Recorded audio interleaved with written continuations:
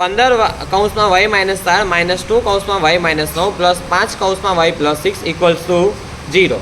તો સિમ્પલ છે, અહીં પણ વિભાજનનો ગુણધર્મનો ઉપયોગ કરીને તમે દાખલો ગણવાનો છે. તો સિમ્પલી આનું અલગ અલગ સાદું રૂપ આપીએ. તો માટે અનુગુણાકાર આની સાથે, અનુગુણાકાર આની સાથે 15 ગુણ્યા y તો 15y પ્લસ માઇનસ માઇનસ, અહીં કંઈ ના હોય તો પ્લસ તો હોય જ, તો પ્લસ માઇનસ માઇનસ 15 ચોકું 60.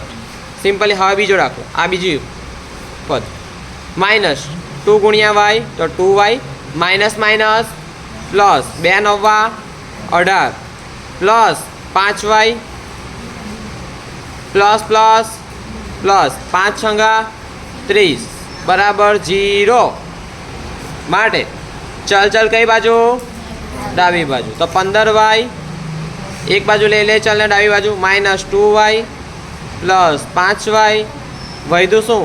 તો કે આ છેલ્લે અહીં 30 છે પ્લસ 30 છે, પછી 18 છે પ્લસ 18 ને છેલ્લે આ માઇનસ 60 બરાબર જીવડું. ઓકે,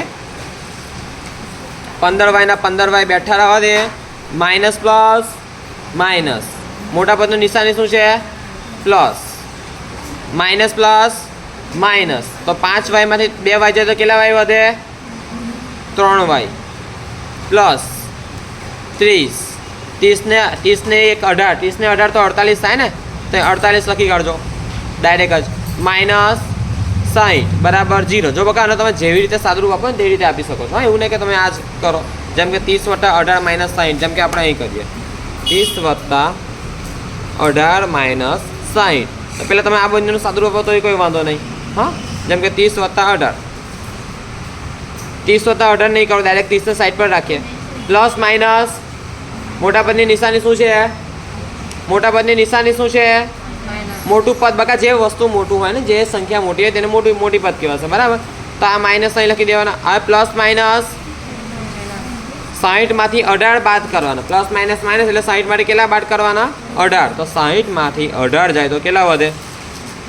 અહીં 10, અહીં 5, 10માંથી 8 જાય તો 2, 5માંથી 1 જાય તો 4, 42. સમજ પડી અહીં? તો 30 માઇનસ પ્લસ માઇનસ માઇનસ, મોટા પદની નિશાની શું છે? 12. તો 42 થી 30 જાય તો ઓકે. હવે આગળ 15y વત્તા 3y તો 18y, 15y વત્તા 3y તો 18y વત્તા ઓછા ઓછા, મોટા પદની નિશાની શું છે? મોટી સંખ્યા શું છે? 60. તો તેની નિશાની શું છે? માઇનસ. તો અહીં માઇનસ, વત્તા ઓછા 60 માઇનસ 48 તો 12 આવ્યા, 12 બરાબર 0. હવે ધ્યાન નહીં, માટે 18y, હવે આ માઇનસ 12 છે તો આ બાજુ જતાં શું થાય? પ્લસ 12. સરસ, સમજ પડી? માટે y બરાબર, હવે અહીં સંબંધ ગુણાકારમાં છે તો અહીં સંબંધ શામાં થઈ જાય? ભાગાકારમાં. 12 ભાગ્યા 18 ભાગ્યા 18. અહીં ધ્યાન આપો, જો 3 ચોકું 12 હે ને, 3 છંગ 18, 3 ગયા 3 ગયા, 2 દુ 4, 2 તાલી 6, 2 ગયા 2 ગયા, વધ્યું શું? બગડો અને તગડો.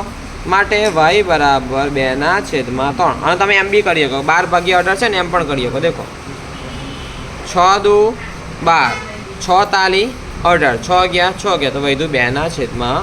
આ રીતે પણ કરી શકો. તો આ તમારો જવાબ આવ્યો, y બરાબર 2/3. સમજ પડી? ઓકે, પાક્કું. જો કેમ કર્યું છું, તમારે ખાલી અહીંથી વિભાજનનો ગુણધર્મ કમ્પ્લીટ આવડવો જોઈએ કે તમે કેમ નાનો ગુણાકાર કરો છો, કેમને એ બાદબાકી લખી છે પ્લસ માઇનસ માઇનસ કરીને, તે ટોટલી આવડવું જોઈએ. દાખલો તમે જો, અમે તમને જે પણ યુટ્યુબના વિડીયો પકડાવું છું તે યુટ્યુબના વિડીયો પર ઘરે જઈને 2 થી 3 વખત દેખજો અને જાતે દાખલા ગણવાનો છેલ્લે ટ્રાય કરજો કે મને આવડો કે નહીં. જો નહીં આવડે તો ફરીથી વિડીયો દેખજો બકા, પ્લીઝ ટ્રાય કરજો. તમારી માટે જ વિડીયો બનાવું છું, બરાબર? તો ક્લાસ પૂરો થયો આજનો.